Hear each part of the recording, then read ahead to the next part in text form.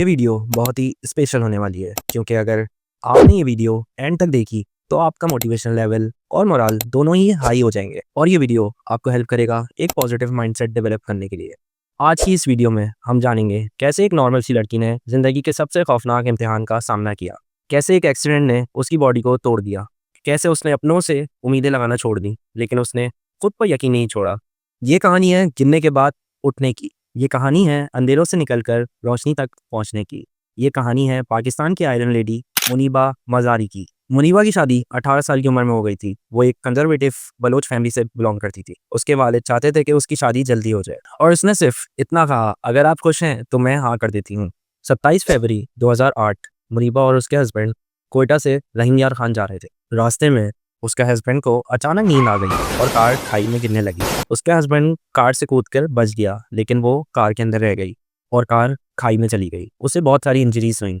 उसकी काफ़ी सारी बोन्स फ्रैक्चर हो गई। उसका राइट आर्म फ्रैक्चर हुआ, wrist fracture, shoulder and collar bone fracture. Rib cage की वजह से लंग्स और लिवर बैडली डैमेज हुआ था। उसका सांस लेना भी बहुत मुश्किल हो गया था। लेकिन सबसे बड़ी इंजरी तो स्पाइन की इंजरी थी। उसकी बैकबोन कंप्लीटली क्रैश हो चुकी थी और वो जिंदगी भर के लिए पैरालाइज हो गई थी। ये एक्सीडेंट ऐसे इलाके में हुआ जहां ना हॉस्पिटल था ना एम्बुलेंस। लोग आए और उसे कार से खींचना शुरू कर दिया और उस खींचने की वजह से उसकी स्पाइनल कॉर्ड कंप्लीटली सर्व हो गई। मुनीबा मज़ारी कहती हैं कि मैं ये एक्सीडेंट कभी भूल नहीं सकती और वाकई कौन ही भूल सकता है इस एक्सीडेंट को। वो कहती हैं कि उनको इस एक्सीडेंट की एक एक बात याद है और उन्होंने बताया उस टाइम एक जीप खड़ी हुई थी और लोगों ने बोला इसी जीप में इसको डालो और लेके हॉस्पिटल भागो। और हॉस्पिटल जो 3 घंटे दूरी पे था रहीम यार खान में। और जब वो हॉस्पिटल पहुंची तो हॉस्पिटल में मल्टीपल सर्जरीज हुई। वो 2.5 महीने उसके लिए बहुत मुश्किल थे। हर दिन डॉक्टर एक न्यू बैड न्यूज़ सुनाता था। एक दिन डॉक्टर ने उसे कहा, आप आर्टिस्ट बनना चाहती थी लेकिन आपकी रिस्ट फ्रैक्चर की वजह से आप पेंट नहीं कर सकते क्योंकि आप बुरश नहीं पकड़ सकती। वो चुप रही। अगले दिन डॉक्टर आए और उन्होंने कहा, आप जिंदगी भर चल नहीं सकेंगी। उसने गहरी सांस ली और चुप रही।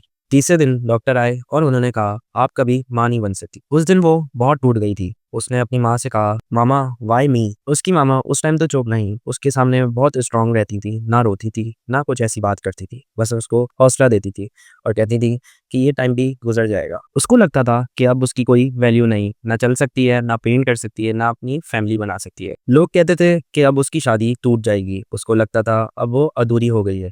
उसको अपनी ज़िंदगी में इस टनल का कोई एंड नज़र नहीं आ रहा था। लेकिन उसकी मामा हर रोज़ उसे मोटिवेट करती और ये समझाती, ये वक्त गुजर जाएगा मुनीबा, अल्लाह का प्लान बड़ा होता है। आज मुनीबा ये कहती है कि उसकी मदर के ये वर्ड्स उसे हमेशा जिंदा रखे रहे। फिर उसने हंसना शुरू करा अपने दर्द को छुपा के, क्योंकि अगर वो टूट जाती तो उसकी माँ और भाई दोनों टूट जाते। एक दिन मुनीबा ने अपने भाई से कहा, मैं बोर हो रही हूँ, मुझे रंग ला के दो, मैं पेंट करना चाहती हूँ। और फिर उसने अपने एक्सीडेंट के बाद अपनी पहली पेंटिंग बनाई अपने हॉस्पिटल के बेड पर। पेंटिंग उसकी थेरेपी थी। लोग कहते थे, वाओ कितनी कलरफुल पेंटिंग है ये।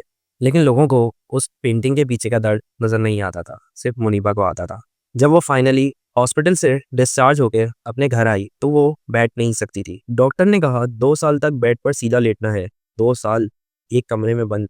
उस वक्त उसे रियलाइज हुआ कि लोग कितने लकी होते हैं लेकिन उन्हें एहसास नहीं होता। वो सोचती थी जब वो बैठ पाएगी वो लोगों को बताएगी उनकी जिंदगी कितनी खूबसूरत है। 2 साल 2.5 महीने बाद वो पहली बार व्हीलचेयर पे बैठी। वो उसकी दूसरी जिंदगी थी। उसको पता था अब वो चल नहीं सकेगी। उसने अपने आप से कहा कि अब कोई मिरेकल भी मुझे चलने की एबिलिटी वापस नहीं ला सकता, मुझे अपने आप को ऐसे ही एक्सेप्ट करना होगा। फिर एक दिन मुनीबा शीशे के सामने बैठी और उसने लिपस्टिक लगाई, पहले साफ की और रोने लगी, फिर लगाई, लेकिन इस बार उसने अपने लिए लगाई। उस दिन उसने डिसाइड किया, मैं परफेक्ट नहीं लेकिन खुद के लिए परफेक्ट बनूंगी। फिर उस दिन उसने एक नोटबुक में अपने फेयर्स लिखने शुरू किए। सबसे बड़ा फेयर उसका डिवोर्स था। वो चुप रही, डर रही थी, लेकिन फिर उसने अपने आप को आज़ाद किया। अब उसके हस्बैंड की शादी की खबर आई तो उसने उसको मैसेज किया, I am happy for you. दूसरा फेयर जो उसने अपनी नोटबुक में लिखा कि वो अब माँ नहीं बन सकती। लेकिन फिर उसने सोचा दुनिया में कितने बच्चे हैं जो सिर्फ एक्सेप्टेंस चाहते हैं। उसने फिर एडॉप्शन के लिए नाम दिया। 2 साल वेट करने के बाद एक कॉल आई, एक बेबी बॉय अवेलेबल है, क्या आप एडॉप्ट करना चाहेंगी? उसने कहा, यस आई एम कमिंग। जब मुनीबा उस बच्चे को लेने गई तो उस आदमी ने उसकी व्हीलचेयर देखी और मुनीबा को ये लगा कि ये अब बोलेगा कि आप अपने आप को नहीं संभाल सकती, इस बच्चे को कैसे संभालेंगी। लेकिन उस आदमी ने कहा कि आप इस बच्चे की बेस्ट माँ बनेंगी। तीसरा फेयर जो उसका था, लोगों का सामना करना। मुनीबा लोगों से छुपती थी क्योंकि उसको उनकी सिंपैथी बर्दाश्त नहीं होती थी। Are you okay, are you sick, ये सब सुन के वो थक चुकी थी। लेकिन ये सारे फेयर्स थे जो उसने ओवरकम करे वक्त के साथ।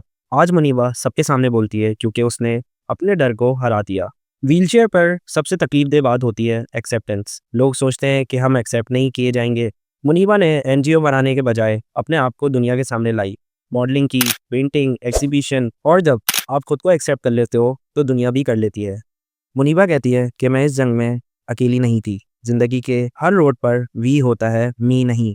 सबसे पहले उसकी मदर, जो कभी कमज़ोर नहीं बनी, हमेशा कहा ये वक्त गुजर जाएगा, अल्लाह का प्लान बड़ा होता है। हमेशा हम लाइफ से उम्मीदें रखते हैं, प्लान बनाते हैं, और जब हम प्लान में फेल होते हैं तो हम टूट जाते हैं। मुनीबा कहती हैं कि रोना ठीक है और डर लगना भी ठीक है, लेकिन गिव अप करना ठीक नहीं।